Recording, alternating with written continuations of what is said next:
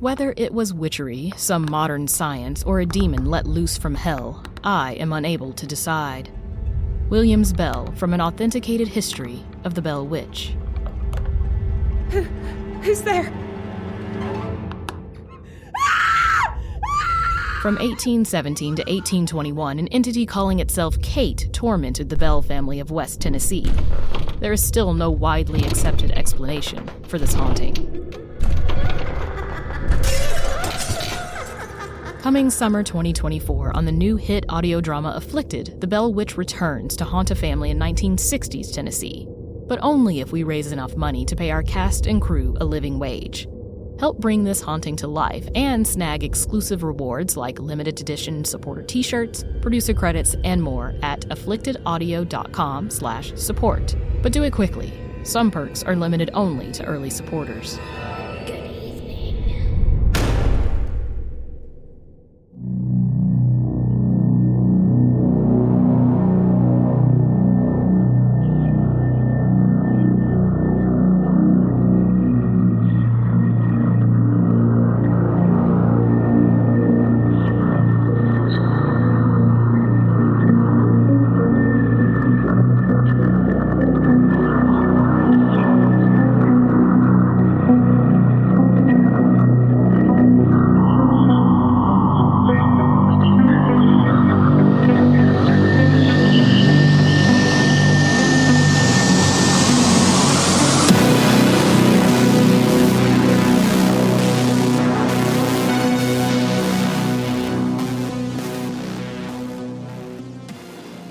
Welcome to Staring to the Abyss, coming at you live through this house of metaphors is Richard Gerlach. With me, as always, is Matt Brandenburg.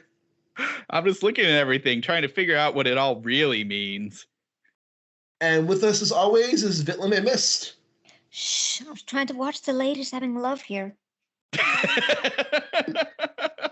And today, we are going to be discussing Horror Story by, I always pronounce her name wrong, but I think it's Carmen Maria Machado? Yeah, that sounds about right. I always pronounce her name. Though I'm probably the worst. But she is... approve that. Is what? I said I'm probably the worst to approve that. Say you're right. I think you're better to approve it than Vitlame might be to approve it. But no, for real, like, Carmen is a fantastic writer. Her short story collection, Her Body and Other Parties, is like one of my favorite horror weird fiction collections to come out in the last decade. If you haven't read her stuff, I highly suggest it. It's very heavily metaphorical. It's very heady, and it's very feminist. And it's also very gay. So, like, if all those things set up your alley, I have the feeling you're going to like her collection. Yeah, definitely. It's a great collection. And then, yeah, she's got, what, like 2 more books out, right? She has a... she has In the Dream House. In the Dream House, which is a memoir about her abusive relationship that each chapter takes the form of a different type of writing. So, like, one chapter is, like, the relationship as a choose-your-own-adventure novel. One chapter is the relationship as a horror story. The relationship as a gothic story. Like, every chapter has a different theme and a different writing style about it. It's really good. Like, it's what I've read of the memoir is really, really good. Excellent. And did she have another book after that? I thought she did, but I don't know. I'm real professional. She also has a comic called The Low, Low Woods. Oh yeah, I'm actually looking at it right now. And I hope she has another book coming up because she is a really great writer. But before we dive into this heavy house of metaphors, we'll talk about it, but it's a great story. I don't want people thinking we're bashing it, but it's very much like it's a really good story. NightmareMagazine.com. like we're not bashing it. It honestly is a really good short story.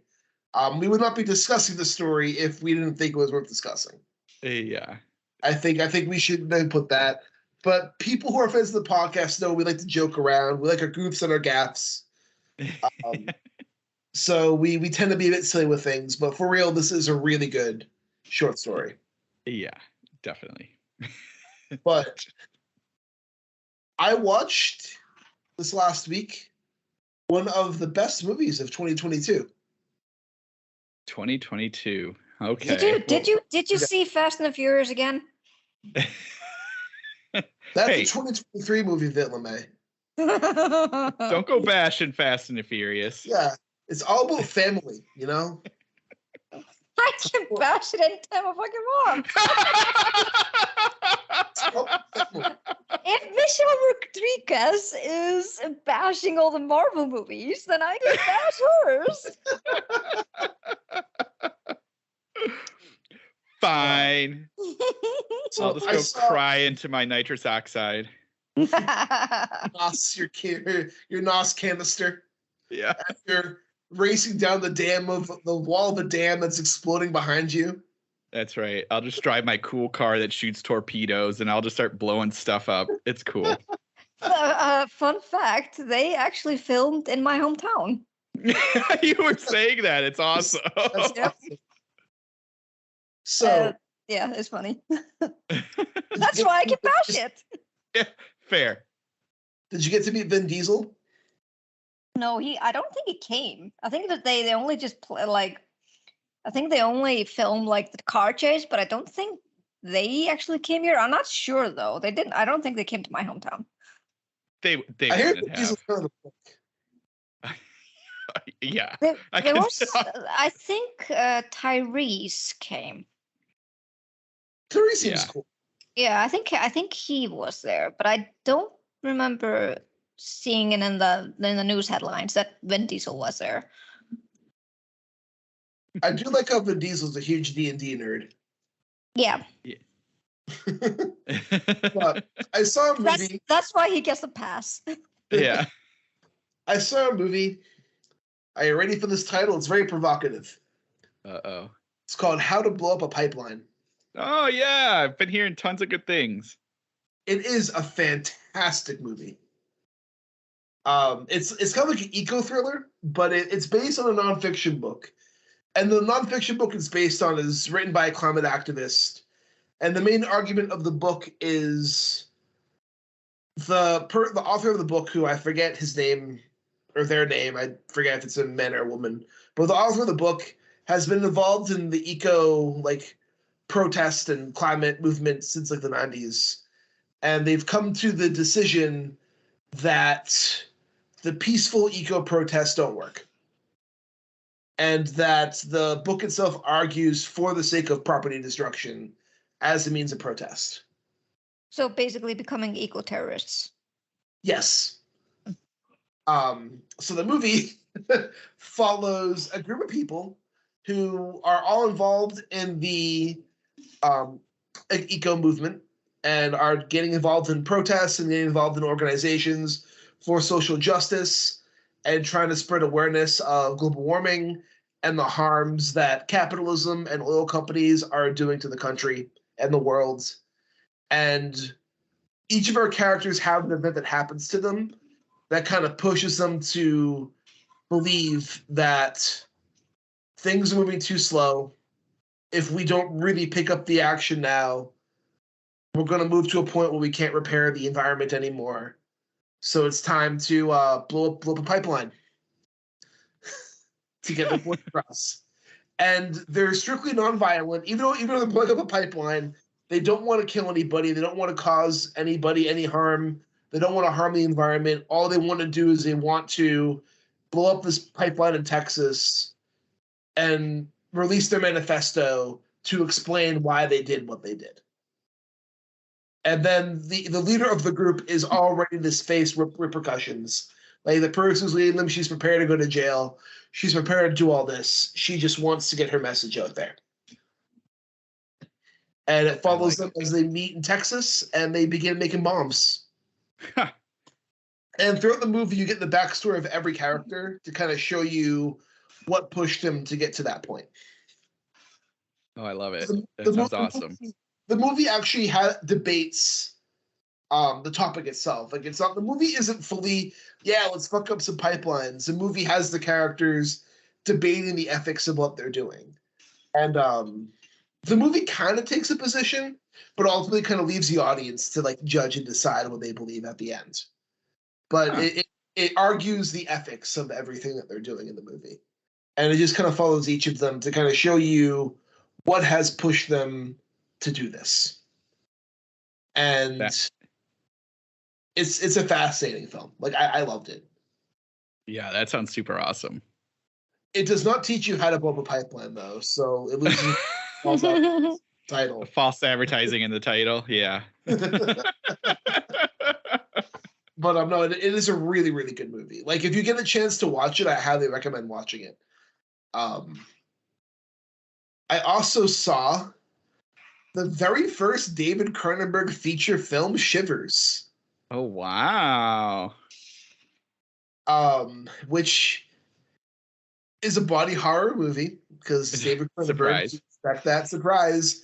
His first main movie was body horror, but it's interesting to go back to watch it for like 3 reasons. The first reason, David Cronenberg never went to film school. And this movie's the most obvious that he never went to film school. Because there's so many unique shots and unique angles for like 1975 that like you wouldn't really expect directors to try to go for. So he's kind of doing it in a bit unorthodox kind of way.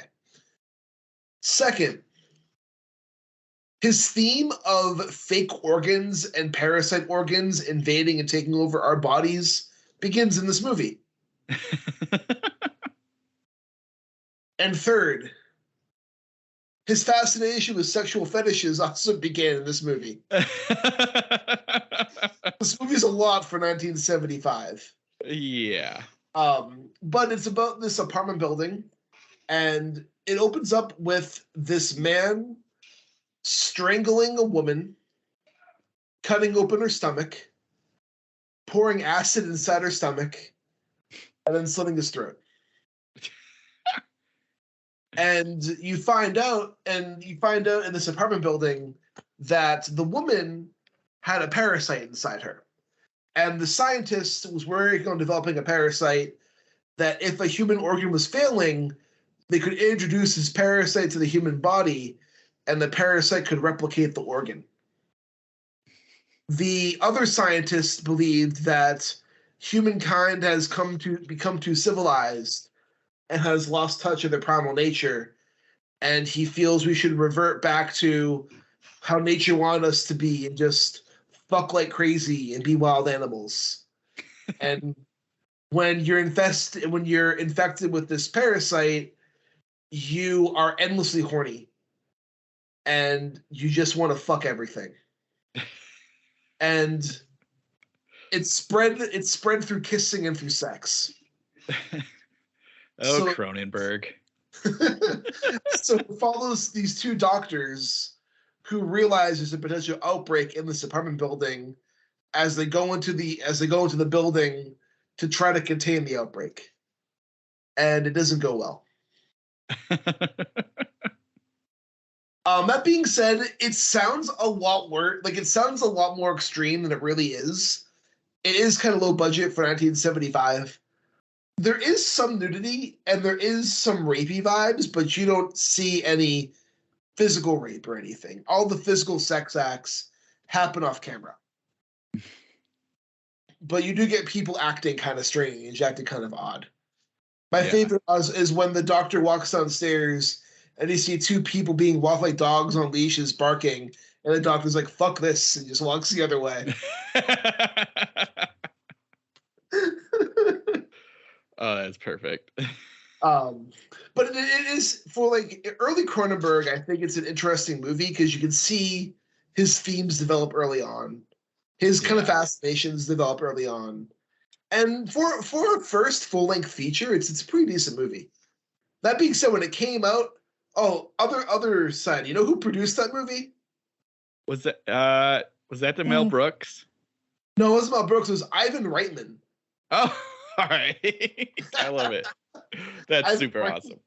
Ivan Reitman produced it. So it's kind of funny seeing his name in the credits. So I was like, oh, damn. It was very controversial when it came out in Canada. because a lot of the Canadian movies and Canadian arts are funded by taxpayers. So like people who found that movie offensive in Canada were like, "Your tax dollars paid for this garbage." Yeah. But it is a really good movie. I also saw on Shudder, and I highly recommend this movie, The Witch, Part 1. The Witch Part 1. I don't think I've heard. Is Part 1 in the title? Yes, Part 1 is in the title. That's all right. The full title, I'm forgetting the last word. There's a word after Part 1 that I'm blanking on for the moment. It is The Witch Part 1 Subversion. The Witch Part 2 is also on Shudder. All right, so they did officially make a part 2. They did officially make a Part 2, and I think the director plans for it to be a trilogy. Oh. The writer and director of this movie wrote my favorite Korean thriller horror movie, I Saw the Devil. Okay, that's nice. You guys seen I Saw the Devil? Yeah, that was super good. Yeah. That movie's so good. Like I love that movie. So It's horrifying. It is horrifying, but it's also so fucking good. Mhm. Like that taxi scene when he's stabbing everybody in the back of the taxi cab. Mhm. Like that's one of my favorite movie scenes. It's an incredible scene, but it's a horrifying movie. So the writer of that movie wrote and directed this, and it's about this girl who, in the opening scene, we see her covered in blood, and she's surrounded by dead bodies, like brutalized dead bodies, and we see her go up for adoption, and she's adopted into a family who begin taking care of her. And she's kind of on the cusp of adulthood, and her mother is developing dementia. Her family profits aren't that great, and she has developed a health issue where if she doesn't get a bone marrow transplant, she's going to die. And she doesn't tell her family about this because of her mother's dementia, what's going on with them. But her friend has an idea. Hey, you can control things with your mind and make things like do weird things. What? Yes. That's how we introduces it too. You kind of, it gets introduced like, oh, you have a talent. And then you can see if she can like move things with her mind and shit. And then friends like, you should go on this Korean talent show and use your powers. You'll definitely get number one and get the prize money. So she does this. And these strange people from her past begin appearing in her present and wanting to take her away. How old is this kid? She's like 17, 18 years old. Oh, okay. These strange people begin appearing in her life, and the mystery of the movie is, what are these powers she has? What is this place that she left when she was a child? And what do these people want to do with her? It is a hybrid of science fiction, action, and horror. And it is a fucking blast. It is a really fun movie to watch. I feel it tries to do a little bit too much for its runtime. But that being said, even though it tries to do a bit too much for its runtime, it is a fucking blast. Like, I had such a fun time watching this movie. I mean, it sounds pretty wild. It could be fun to watch. The action scenes are honestly some of the best action scenes I've seen in a while. Korean cinema really knows how to do thriller movies. Like, like they got it down really good. I don't want to spoil the twist of everything going on. It's not really a twist, but it's kind of a mystery that's answered by the end of the movie. The first that's going to lead to a part 2. Part 2 follows a different character. Also has a connection to our character from this movie. Okay. And deals with the same facility from this movie. And the second movie came out last year. So we'll get the third movie probably in a couple of years. If that happens, I know the director wants it to happen, but there's been an issue with Warner Brothers Korea and the director and the Korean cinema industry. So we'll see what happens if we get that third movie. But the first movie works as like a whole movie. Like it feels like a complete movie. Okay, that's good to know. It's on Shudder, and I definitely recommend it. But that's about it for my week. What about you, Matt? Yeah. Let's see. This week, I am kind of in the middle of reading two things and almost finishing both of these things. So we'll start with, and I'm going to pronounce this wrong. Obsolescence. Obsolescence? Sure. Yeah. Yeah. There we go. Yeah, That's the word. Yep. So that's Shortwave Publishing. That's their anthology that just came out a few weeks back. I had kickstarted it, so I got it a little early, and I'm really enjoying it. There's a lot of really good stories in here. Now, there's a lot of stories in here. There's like 27 stories here. So that kind of feels like a lot. I mean, for an anthology, I guess it's not terrible, but like it's still, when you're sitting there and you're like, holy crap, it's a lot to read. But I'll say 75% of them are great stories in here. You know, they're all dealing with kind of technology stuff, and it's fascinating to see how the different writers kind of took that prompt and went with it. So, you know, some went futuristic, some went modern, some went, you know, kind of gothic-y, and others went cyberpunk and body horror, and just, you know, there's some depressing stories in here. There's some sort of like virus type of stories, but with technology being the virus. And so it is a really fascinating anthology just to look at all of that. You know, I just finished Eric LaRocca's story, and as you can imagine, one, it has a very long title, and two, it's pure body horror with people replacing parts, like their insides with wires and or their spines with glass spines, and it just gets into trouble after that. Laura Hightower has a great one with the body, with a not a body cam, but like a baby monitor that our main character can kind of hear a conversation, and it's unclear who it is, and it just kind of goes really dark and family drama from there. So it's just, there's enough good stuff in here that it's worth getting. And like I said, it's new, so you should be able to find it no problem, and you're gonna find something that you like, no matter what your taste is. So I definitely highly recommend it. Just be ready, because it is a long one.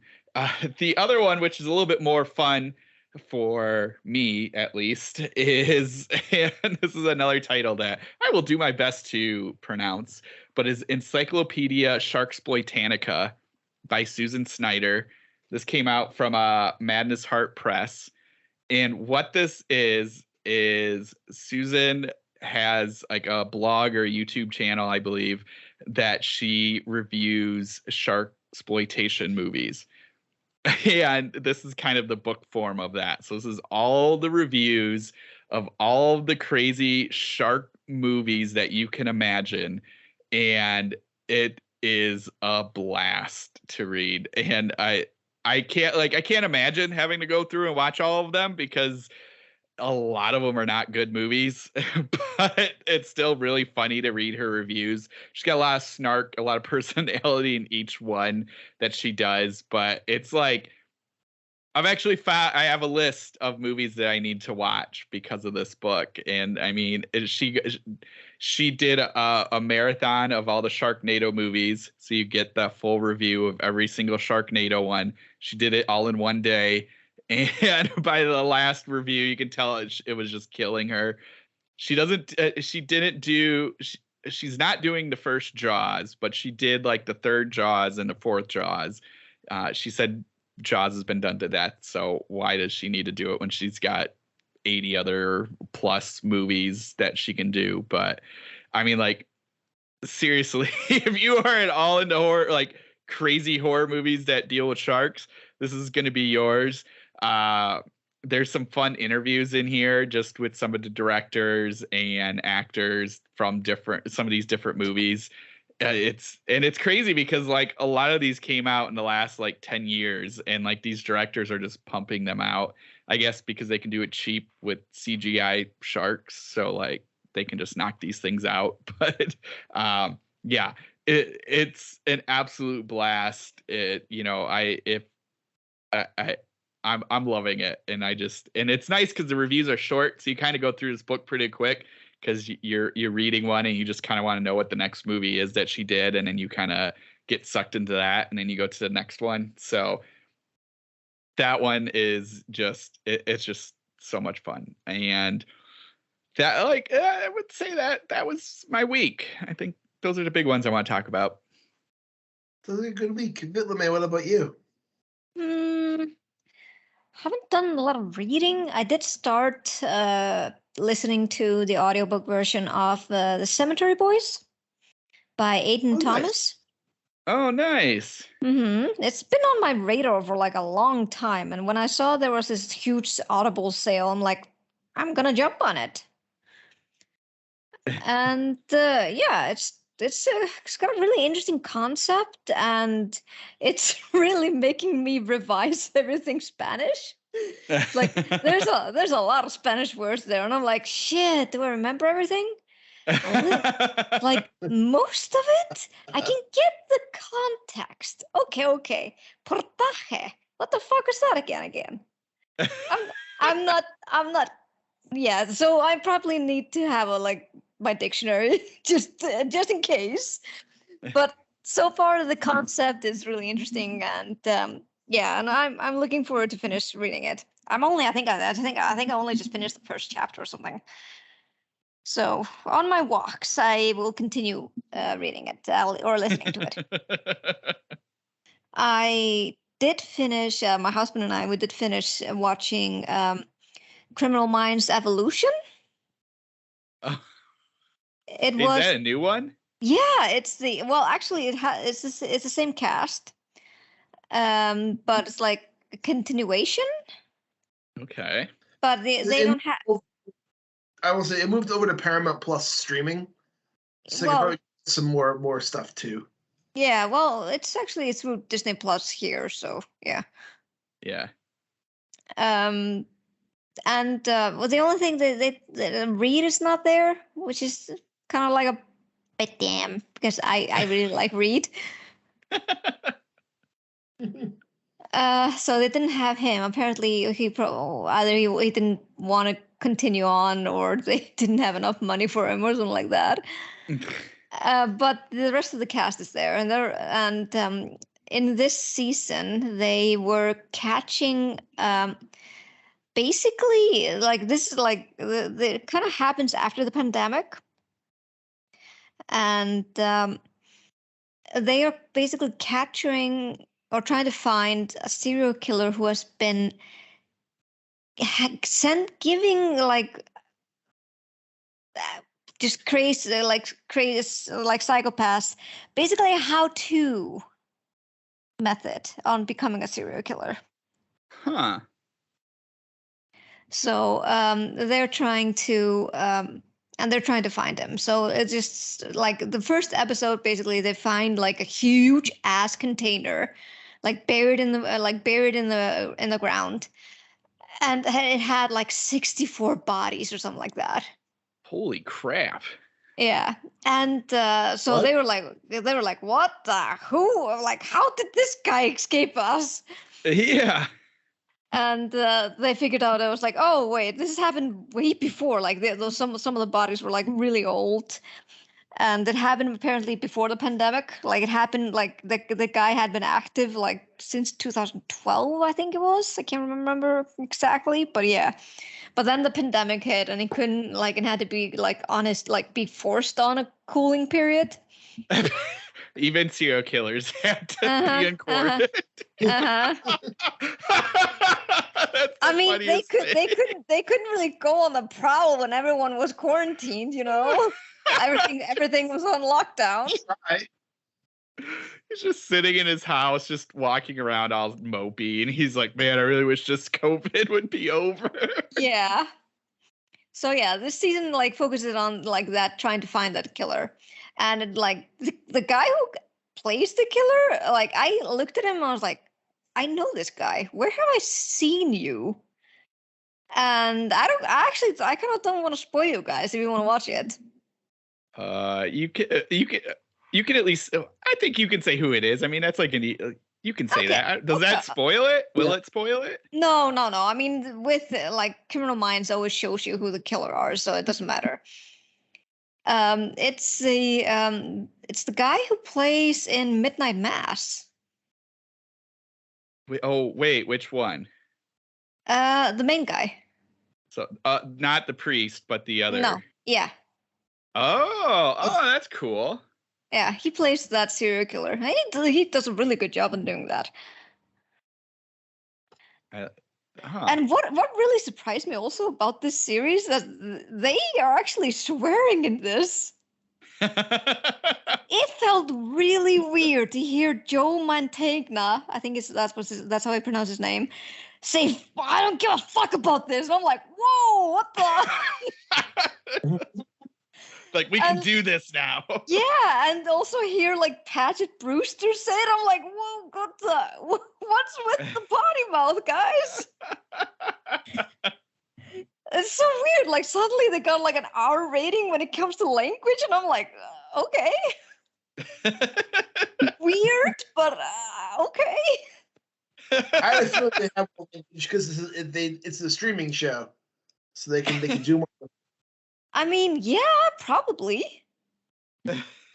Awesome. But yeah, We're more adult now. Yeah, well, we can say fuck and shit. Yeah. And tell us anything else. Yep. Sorry, but I was telling Rich before the podcast I finally was catching up on I Think You Should Leave. And so this just makes me think of that Ghost House episode where he's like, oh, this is an adult one now. And he's like, so I can say like horse cum and horse cock.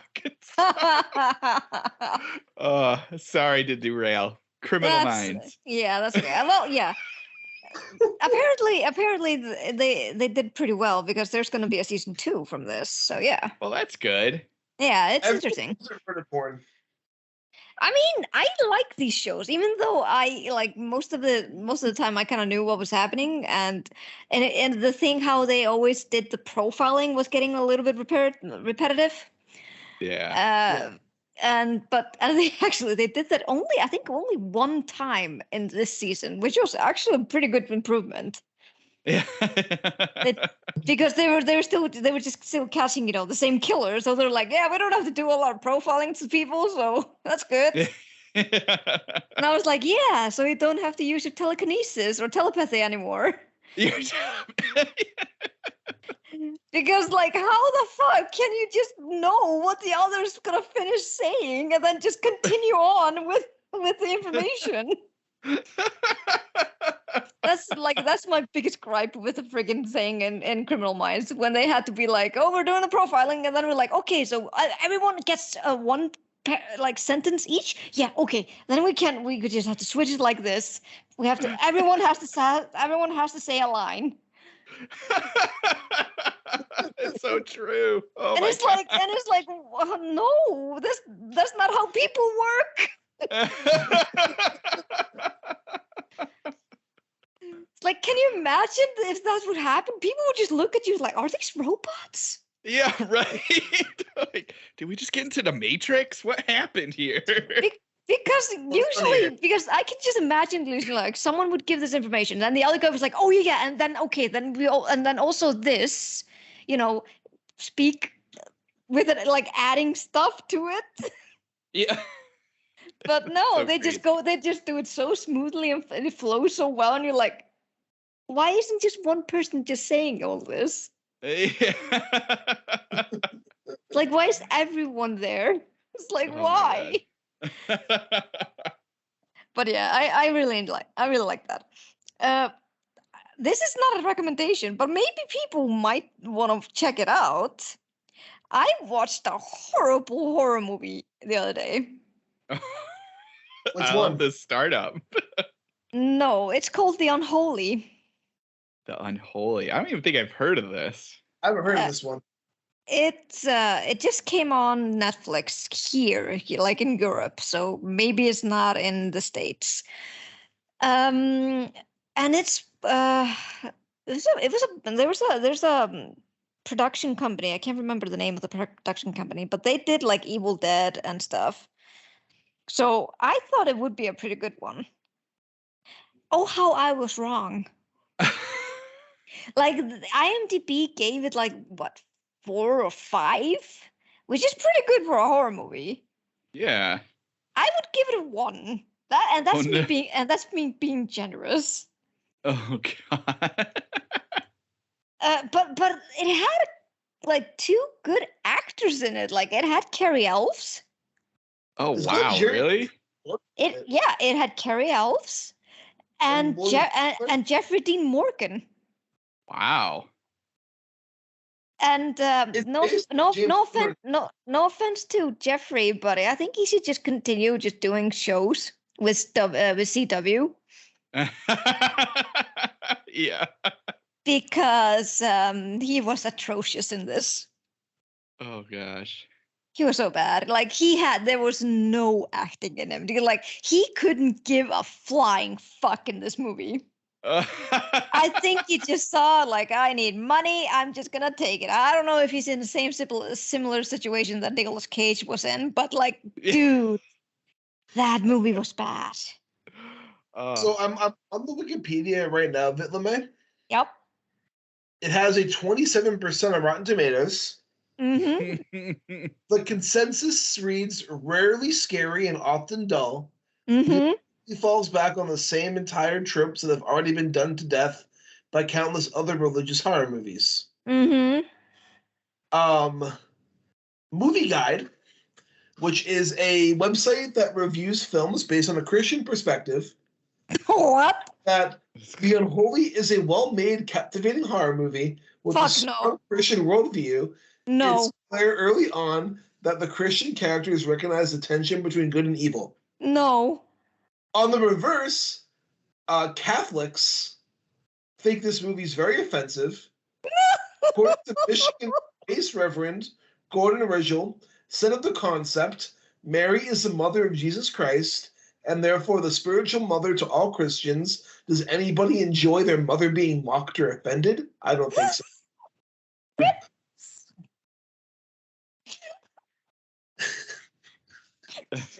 Okay, so yeah, gather from this is it. I mean, I can get why the Catholics would be offended because this is about a witch named Mary who is like who at the beginning of the movie she's both hung, she's burned alive, and they put a wooden mask on her. Like they hammer a fucking mask on her face.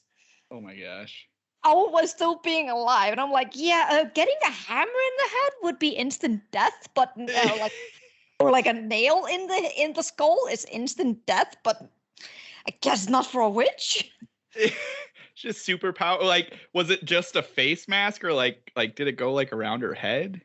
No, it was like just a face mask. It's like the face mask off the Virgin Mary for reasons. For how big were the nails? They didn't see it. Like we were like it was like basically shown in her point of view, like when they put the mask on her and stuff. I'm going with the logistics. Maybe they were very tiny nails.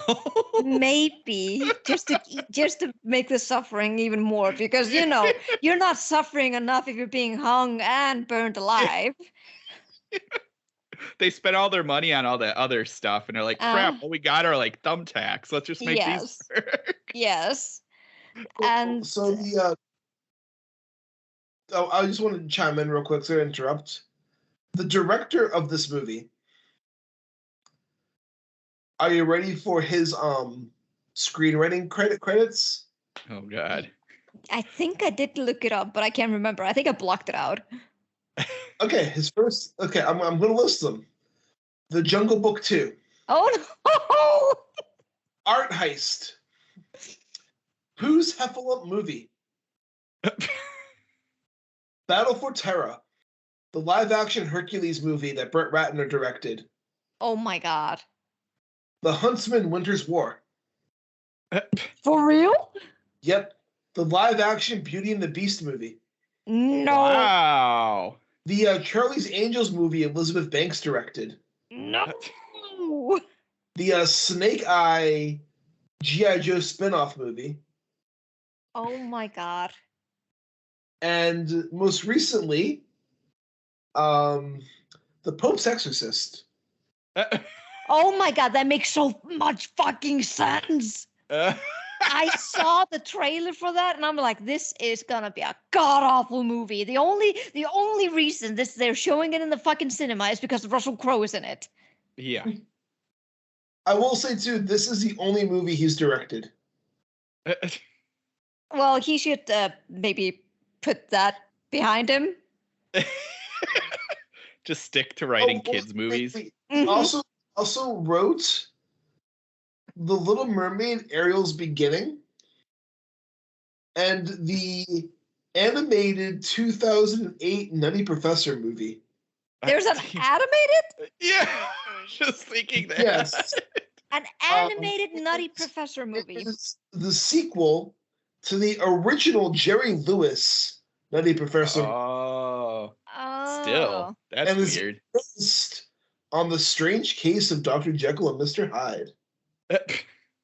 Okay. Interesting. So yeah, And it's a bad movie. So yeah, and it starts with like it's just basically this witch. She of course vows to get revenge, and there's this deaf mute girl who stumbles upon the tree on which the witch was burnt and hanged on, and she starts hearing voices, and she thinks it's the Virgin Mary. And like she starts like to perform miracles, she gets her voice back, and she heals paraplegic boy and stuff like that. So like it basically gathers a gathering, and like it almost like a cult gathering, and she's like trying to get more people to sign on to the witch Mary, even though the girl doesn't know that she's a witch. And they get like, and Jeffrey Dean Morgan, he plays this like journalist who's like who's kind of like lost his edge or something, and he's just trying to get back into the game or something like that. And it's just he plays it so unenthusiastically that you're like, you kind of forget that he's in the movie. Even though he's the main character. It's like he has a zero chemistry with anyone. Jeez. It's just like, wow, man, you played fucking naked, man. Love you as naked, Jeez. but yeah, just stick to shows. Stick still, or like stick to guys that are really well written. Because Sam, like John Winchester, I like that character, and Negan, even though I hate his guts, it's a good like complex, flawed character, like in the Walking Dead series. But yeah, and and then suddenly he starts investigating this, and and wants to kind of like monetizing it, like hey, I'm the one who discovered this girl who suddenly can speak, so I'm gonna take interviews with her or something like that. And it's like in this little small town in Massachusetts, because of course.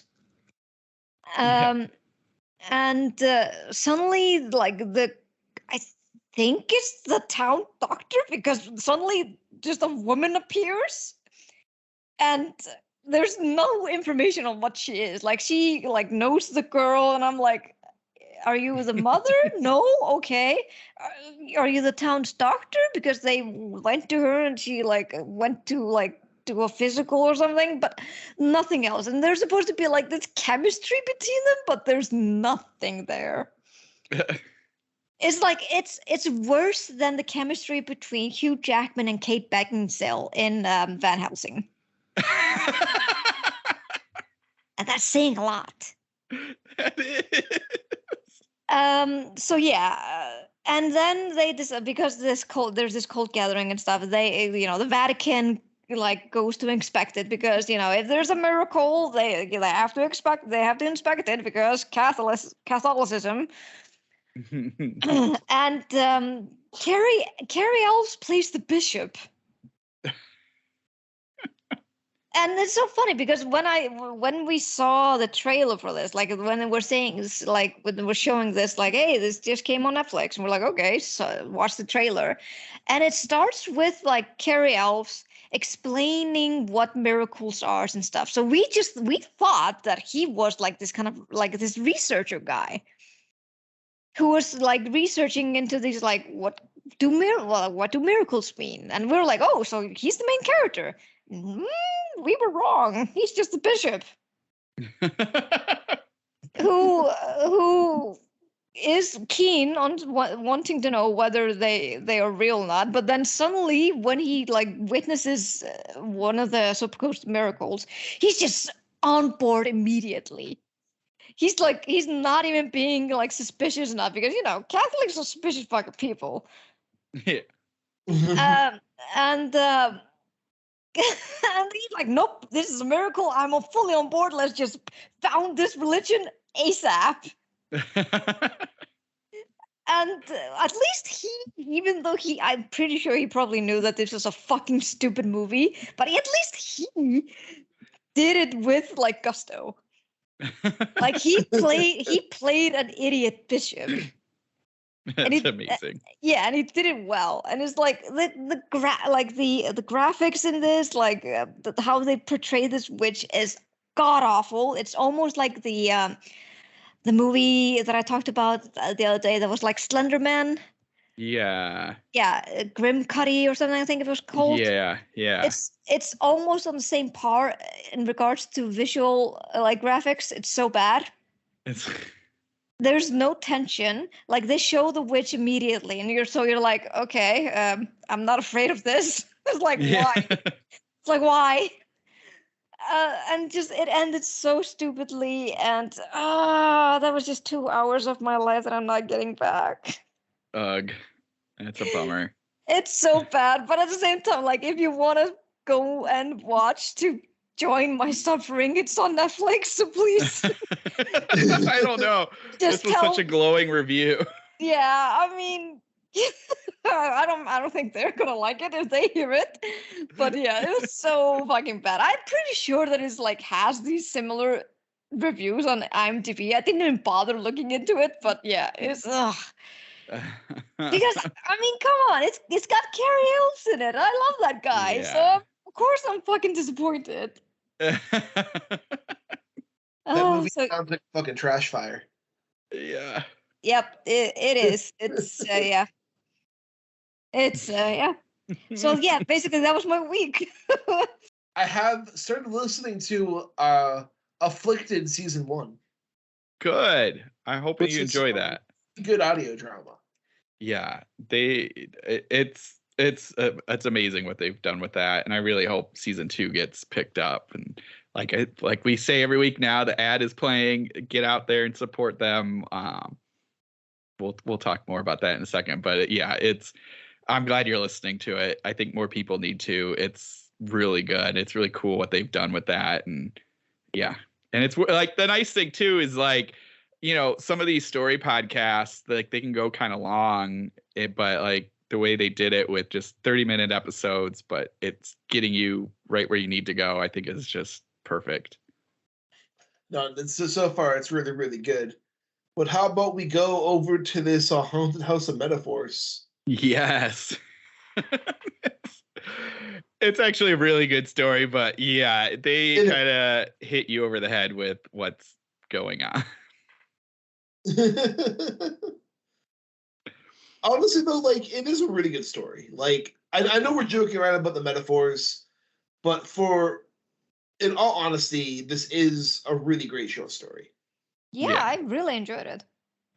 Yeah, I think it's cool. It's a great concept. I mean, even just the title is like perfect for what this is, because it's like just called horror story, and it leads you to one thing, especially how it even starts with like these small things happening in this house and what's like what the couple is dealing with and everything like that. It's leading you to think this is gonna be like a ghost horror story, but really it's about a relationship like not working. Mm-hmm. And so like, and just all the little things of like like even there's and this is like a short one. This is not even like 2,000 words. So I don't think I don't think there'll be much to spoil. I think it's just, so I think we just talk. But yeah, there's like a part where they're talking like they're blaming everyone else on what their problems are, and they're talking about like even each other at one point, because in the like one of them's in the bathroom and here's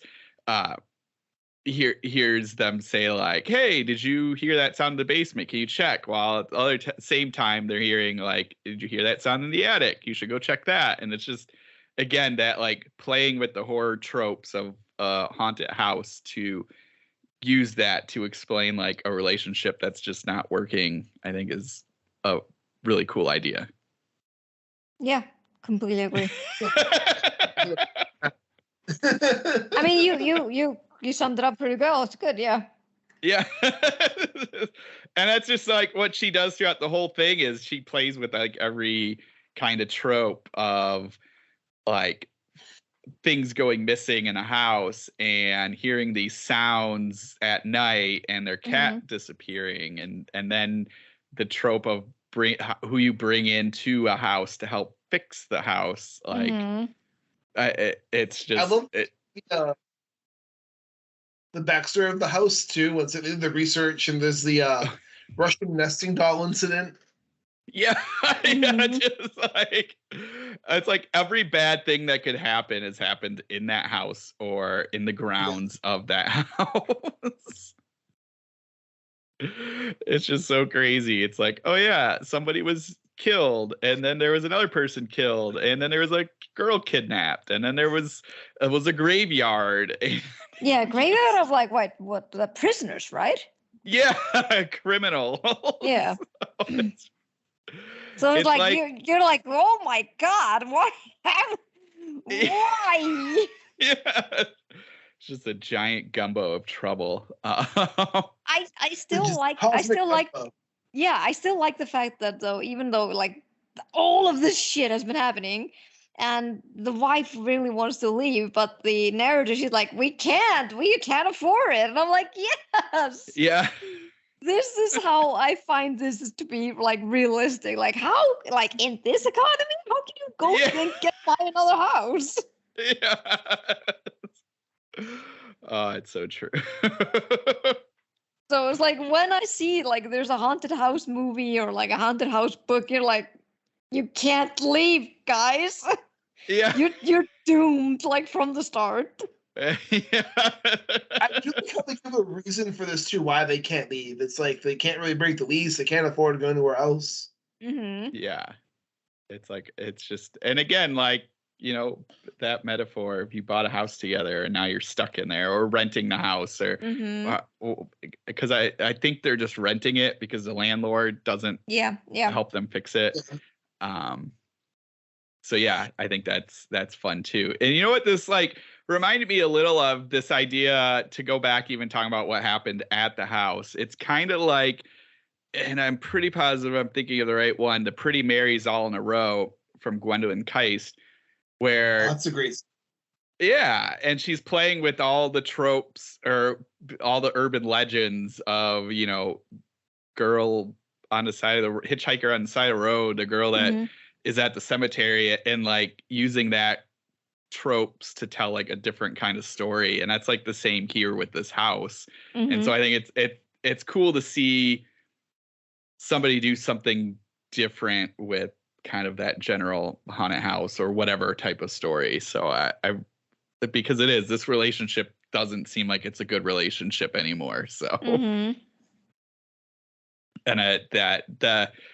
so you're just getting all these little like clues of them just together, not in a happy place, and everything like that. And it's fun to kind of see, like, they talk about calling a priest, and they talk about calling like a psychic, and all these different things, and you can kind of look at that as a couple trying a therapist, or if you're religious, going to your priest to talk to them about your problems, and like none of them can fix it. And specifically in this story is they're like they go into the house and all of them are like, yeah, this is fucked up beyond belief. There's no way we can help you with this. Mm-hmm. It's like even the woman they heard about that just goes by Miss. She's just like, yeah, you need to burn everything and leave this house. It doesn't have a happy ending. Mm-hmm. That, But I mean, yeah, because this is what usually happens with both in tropes and just like in some relationship advice is that you just, you leave it all behind and start fresh. yeah. And it's also it is interesting that it's going back to that because like I think at the beginning of the story, that's what they were doing. They rented this house to start fresh or something like that. And it's just, going back on its original planning. That didn't sound right. But yeah, No. like everything is not going as planned. Like what you can see in most like these kind of haunted house tropes. Yeah, exactly. It's like, you usually you in these tropes, it's like a family trying to get a change. Usually it is like a family with the mom and dad on the brink of a divorce, and they always think like, if we just go somewhere else, we can start fresh and everything will be fine. We just put a little band-aid on it. Yeah. And it's like, that's not gonna solve your fucking problems. Exactly. And I feel like, and I'm like scanning through because I can't remember. It feels like they'd been together for like a long time. Yeah. I think it was like for like 11 years. Yeah, yes. I think that's right. And that's like them again, that goes to that trope of like, you've been together a long time, it's not working, and you need that change, and then it's clearly the change isn't gonna fix it. Oh, it's not yet somehow every fucking one of those movies is like, we're stronger after this, and you're like, no, you just have more trauma, and that's not gonna help. Yes, exactly. Trauma gives us strength, though, Vitlame. Nope. Nope. Oh my gosh. This is why I usually hate watching like haunted house movies, because of these kind of situations. Because I'm like, no, this is not realistic at all. Like, why does it have to have like a happy ending or something like that? This is why I liked Grady Hendrix's the Southern Book Club's Guide to Slaying Vampires. Yeah. Because in that, like, you see through the eyes of the main character, who's like a woman in the, I think, 80s or the 70s. Like 80s. the 80s. Her relationship with the husband is not good. And he is gaslighting her, and he just doesn't believe what's happening with the new neighbor and stuff.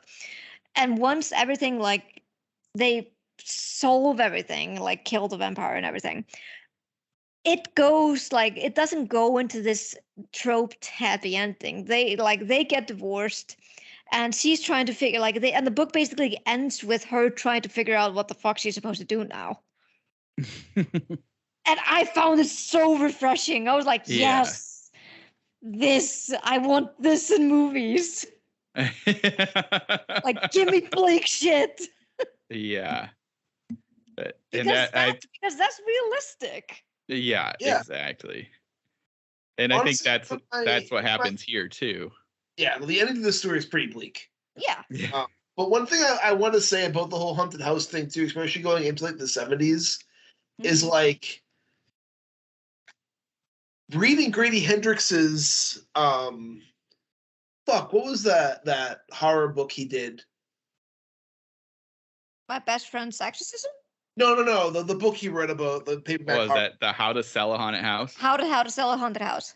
No, the nonfiction book he wrote about the 70s, 80s paperback Oh, horrors. Paperbacks from Hell. In Oh, Paperbacks, yeah. in Paperbacks from Hell, he has a section about the haunted house genre and how that came to prominence in the late 70s when America was going through an economic crisis. And in a lot of stories, the people were kind of stuck at the house that they bought or that they're renting because they can't afford to go anywhere else. And they're there because of the economy. Yep, makes perfect sense. And that's why when the economy gets better, those stories kind of seem more absurd because we forget the struggles that the people were going through at the time some of those were written and made. Yeah. That makes sense. Yeah, that makes sense. That also makes sense why a lot of more haunted house stories are getting out now. Yeah. Because it mirrors it mirrors the fucking problem that we're having right now. Yeah. I'm ready for America to get another giant conservative wave, then we get the zombie renaissance. Oh, right? God. We don't need another zombie renaissance. But you know, like there's gonna like the whole zombie renaissance was the whole our government controlled by conservatives, and all those movies are very political. Yeah, definitely. You know, back to like a good haunted house story needs a story that has no way out. There's a bleak ending. There's no bettering the situation. There's no way out of the situation. Yeah. They're just kind of stuck where they are. Yeah, this is why I enjoyed. If you guys haven't watched it yet, I don't think you can watch it because they took it out of Netflix. His House. Oh yeah. His House is really good. Yes, because that also like it attacks this kind of trope, the haunted house trope. But it makes it its own by making it like an immigrant thing. Yeah. And it also because they know the characters in this, they're both immigrants from Sudan, I think. They just know like if we go, we have nowhere else to go. So I am making this my house. Yeah. And I love the fact that they did that, and the ending was bleak. But it was still like in a refreshing way that is like we are gonna deal with this problem and we're gonna deal with it together. I really like that movie. It's like it's one of the few gems that came out like 2 years ago. Yeah, no, that was really cool. And they took it. I didn't realize Netflix took it away. They took it out. Yeah, they did. Did they bring it back or no? I think you might be able to download it. I saw Netflix the other day.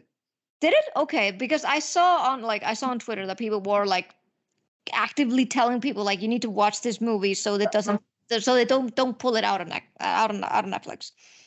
Huh. I'm on Netflix right now. I typed in His House. I see it right here. I can watch it right now. Okay, that's good. That's good because I think they took it out of Europe. I forgot Matt Smith was in that movie. Yeah, he is. He plays like a bureaucrat. Yeah, it's like, but no. That being said, His House is a really great movie. Like another good example of kind of the haunted house story. Why don't you get out? The movie sucks, but the book's really good, and that is No One Gets Out of Here Alive. Yeah. By Adam Neville, right? Yeah. Yeah. The movie's not good, but no, it's not. The book is really good. Mm-hmm. And one of the main things of the book too is like our protagonist knows the situation that she's in is bad. From the second night, she's like, I don't like this place. I need to leave, but she can't leave. Yeah. Because she doesn't have the money to go anywhere else. Mm-hmm. And the landlord is kind of keeping her there because in the book, the landlord and his cousin are trying to run a prostitution ring. And Yeah. Prostitute. It was like almost like a sex trafficking ring, right? Yeah. Yeah. And there was mostly Eastern European woman and then her. Mm-hmm. Exactly. and she's trying to lean on people to help her get out, and they can't really help her. And the fact that she's just so helpless because of her position is what makes the horror in that novel work so well. Because it's a reason to why she can't just go the fuck away. Yeah, exactly. Just like in this story, they can't leave because they're together. And they're going to be very toxic for each other. That's how the metaphor is going to show us in the story. Yeah. But they're there together. They signed the lease together. They're renting it together. They can't afford to break the lease. They can't afford to go anywhere else. And they're just kind of stuck with each other and the situation. And it kind of, and I love the fact that she used, like we've been discussing before, like she's using these tropes, like this classic haunted house tropes of everything like disappearing or like markings happening. It's just them being bitches, being bitches to each other. Yeah. And they're not like, and they're too proud and just too spiteful to not admit it to each other. Like we're the ones who's doing this. We're just trying to see who else, like who's the first one to leave. Yeah. Yeah. Exactly. And I really love that, especially the ending. The ending was so good. Yeah, just that like perfect look at their young selves. Yes, it was so good. I love how how you managed to visualize it. Yeah. For listeners, they kind of, the narrator opens a door and basically sees their past. It's done up in a kind of gothic-y kind of way, but it's them and what they were like years ago. My question is, did the wife see a similar thing? Because they kind of talk about where she sees this magical dream and then opens the door again and then sees her wife there, and her wife is looking just as mournful. So I'm like, well, did she see a similar thing, or is she kind of seeing like, well, this is never going to happen again? Because just the way the last sentence is, you're like, I think she might have been maybe thinking of something similar. Yeah. Like I can imagine her just like lying in bed, maybe gazing at their old maybe wedding photo or something like that. Yeah. Like she's experiencing something similar. And then when they look at each other and they're like, yeah, no, it's not there. It's not there anymore. Yeah.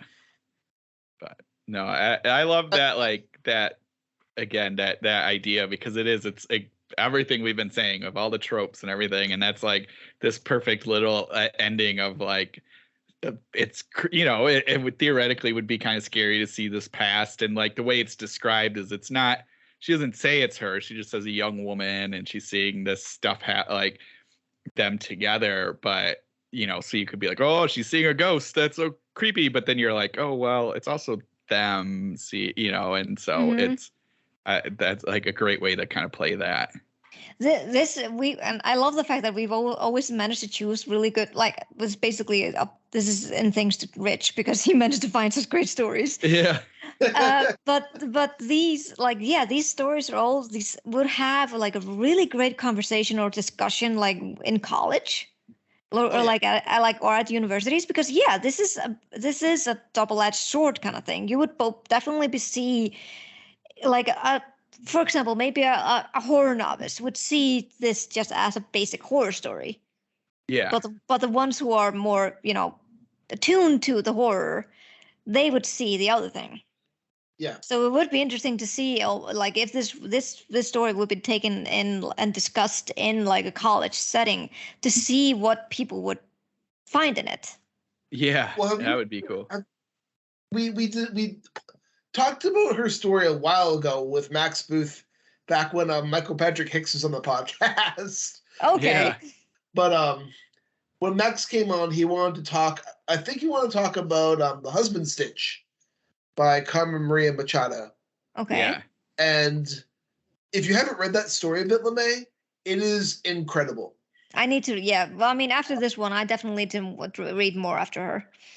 So like, it's her take on both the husband stitch and the red ribbon story. Like, the folktale of the girl with the red ribbon and wants to pull the ribbon off, and then when he does, her head falls off. Yeah.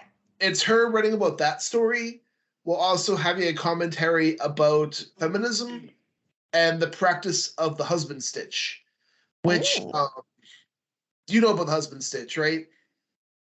Remind me again. I need might need a refresher. Back in the day, they still apparently some doctors still do this. I think I'm going to say I think it's a horrible practice that shouldn't be done because it's done without someone's consent. But after giving birth, back in the day, oh my God! Yes, I've heard of this. The doctors ask the husband if they want to stitch up a little bit to make it for them. To make it more narrow. Yeah, make it more narrow, make it feel tighter. Yeah. It takes the woman's autonomy out of the equation, and it's a really gross practice. It's a really gross thing. And the story has a commentary about that too, as like it goes through the whole story. Okay, I will definitely need to find that story and read it. And be horrified and be angry because that's what fuels me. Yeah. It's very, very good. Like, it's a very good story, but that whole practice is very messed up. Is it still practiced? Apparently, yes, but it's not as common as it used to be. So, okay, here's this is not a jab at you guys, but is this a common thing in the States? Because I don't think this does not happen here, I think. I think it depends where you are in the States. Okay. So I should say America's a very big country, and every state has a different population with different beliefs and different lifestyles. True.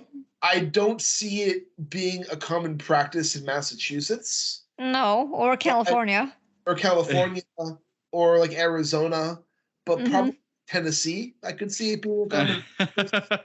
Or Florida, maybe. Or not for shit on the South, but I could see it being a more common practice in conservative areas.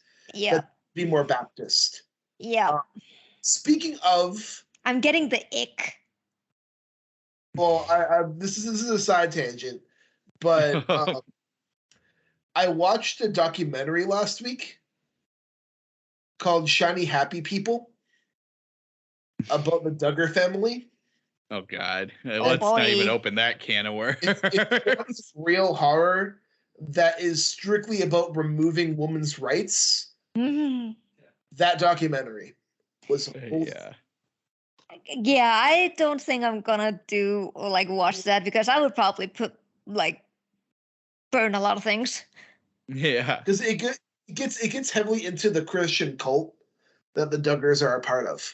Yeah, I heard all about them. If they ever get on my path, they should be weird. It is so fucked up. Like, I was watching this and I was like, what the fuck? But the reason why I bring that up is because this goes into Machado stories where it's like women's rights and autonomy and self-control is a big aspect of her stories that she likes to touch base with. I love that. I think it's an important aspect of her work. But also you mentioned me picking up deep horror stories to talk about on the podcast. Part of that is because I am a teacher. I look at things of what can we get the most discussion out of. That's my thought process when I go into looking. And before, Abyss has always been like that, but we've been doing this podcast for such a long time now, where I really think about, okay, what will get the best discussion? Yeah. What can we dive a bit deeper into? Oh yeah, I love that. Let's also not forget that this story also, because this is Pride Month, that this story involves two lesbians. So yeah, I love that. Yeah, I mean, I will say for Pride Month, all of our stuff is going to deal with LGBT issues. Yes, that's part of my plan for Pride Month. I mean, yeah, fuck yeah, and it's not like it's like we always say here. Don't just read it during Pride Month. Read stuff by LGBTQ authors any time of the year. Yeah. But read stuff year round. Don't just read women's works for Women in Horror Month. Yeah. Don't read Black works for Black History Month. Yeah. Read everything all year round. Always try to one thing I'm trying to do, and I try to do, is I try to give myself a wide perspective on things. Me So I too. try to read as widely as I can. I try to read different genres, different authors from different backgrounds. I'm always trying to get different perspectives so I have a more kind of well-rounded view about things. Mm-hmm. I think it's an important practice that we need to do, especially because if I'm not really thinking about it, I'll just be buying books by white dudes the entire time, but not really getting Yeah. a perspective. Because that's Exactly. the most common default to go to. Who, by the way, write the best horror fiction? I'm joking. Don't get me started. But it's part of the process too, where it's like we live in a world that's very diverse, with lots of different people from lots of different backgrounds, and I feel we do ourselves a disservice if we're limiting our reading output. Yes. I think working to understanding each other is one of the better routes to go through. Yes. And I think we can do this through reading from different perspectives. But that's just how I see things, and maybe I'm the crazy one, and straight white guys are the truth tellers.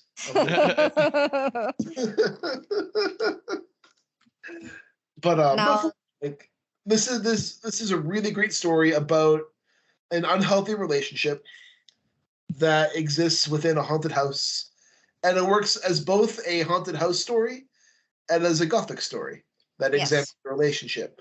It's successful in both ways, and I think what makes horror successful is I don't think a successful horror story is a story that scares you, because everyone's fear has it's a different level. Yeah, exactly.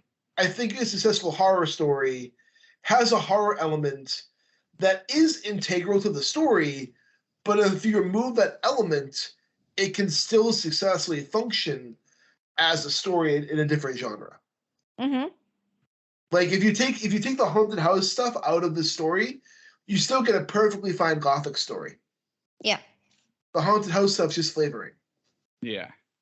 Or like if you look at Hereditary, if you take the possession stuff out of Hereditary, you still get a really good story about grief and the breakdown of a family. Mm-hmm. Like all the horror stuff is spice. And that being said, you can have straight up like more horror than anything else, but it should have something to coexist with the horror to really bring out some other stuff in the story. Mm-hmm. And that's my rant about what I think makes good horror. And also that Mary Sue article fucking sucked. Oh God. Did you read the article, Bit LeMay, about cozy horror? Nope. Then I just thought it was stupid, so I was like, nah, I don't need to get more angry about this. Because I know, like what you just described, like horror is different to anyone on a different level. Yeah, Like like some people like extreme horror, some people like cozy horror, some people like Latina horror. I mean, it's like there's so many flavors, there's so many spices, and you can just enjoy them all, or you can enjoy one thing. It's just don't be a dick about it and just yuck on someone's yum. Yeah, exactly. Horror, people drill holes in each other's heads and fuck them. Yeah. We still need to do header on this. Like, I honestly want us to do header sometime on this podcast. Just it's not as bad as the pig. You keep saying that, and I'm like getting really sus here. Yeah. I will say the pig is one of the most fucked up stories you'll ever read. I don't wanna. We already did the pig, though. May you're good. Okay, We're not gonna revisit the pig. But I would like to do header sometime, just because like it's not as fucked up as the pig. I'm not saying it's not fucked up. It's just not as fucked up as the pig. It's still pretty fucked up though. Are we talking about it's more fucked up than The Lost of the Skies? Yeah, for a little different of a reason, but yes. For different reasons. Okay. The Lost of the Skies is fucked up because you're reading children dying in terrible ways Yeah. for the whole book. Yeah. Which it is a great. I think that book's a great book. But it's just so negative and oppressive. True. Where Header, it uses the act of shock as also its humor. Like it's hillbilly dialogue, and I'm like, I can't. This is too much. This is too funny. And that's kind of what Ed Lee's doing is, because we're talking about different buds of horror. Ed Lee's using extreme horror to both be funny, but his purpose is he wants to gross out the reader. Oh yeah. Like if you're grossed out by an Ed Lee story, Ed Lee has won.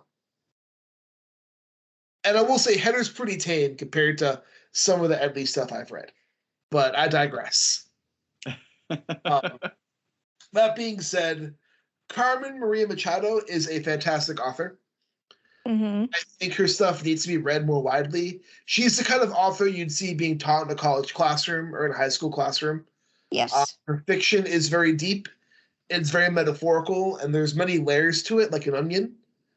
I had to put that in there. But there are many layers to her work, and she is a wonderful author who I highly recommend checking out. And you can both read this story and her story, The Husband Stitch, online for free. Her collection, Her Body and Other Parties, is a fantastic short story collection. And I haven't read In the Dream House yet, but I need to get on that. But just be sure to check her stuff out. Vitlame, where can listeners get in touch with you? They can get in touch with me on Twitter at VitlameS. And Matt, where can listeners get in touch with you? Yeah, I'm on Twitter at BrandenburgDM, and like we were talking about a little bit ago, season 2 of Afflicted, they are in the middle of an Indiegogo campaign. If you go to indiegogo.com/afflicted, I believe, or just Google that, you should be able to find it and help them out. It's like a drama audio podcast. They need help raising money to get next season out, which will be coming out a year from now. And, you know, it's basically dealing with a family that's tormented by an unseen entity, and folks in the area think it's the Bell Witch. And yeah, well, I mean, we kind of already talked about it. It's super good. You know, we're going to keep trying to help support them. I think they're getting a little bit closer. You know, if you follow Tonya Ransom's Twitter, she's been talking a lot about it. If you go to Afflicted Audio on Twitter, you should find that too, and they have links there and everything, and just they really need your support. They're super cool, and yeah, check them out. Perfect. And you can follow me at Rudy53088, and be sure to give Abyss a follow. Add him to Staring. And this is Richard Gerlach saying keep staring.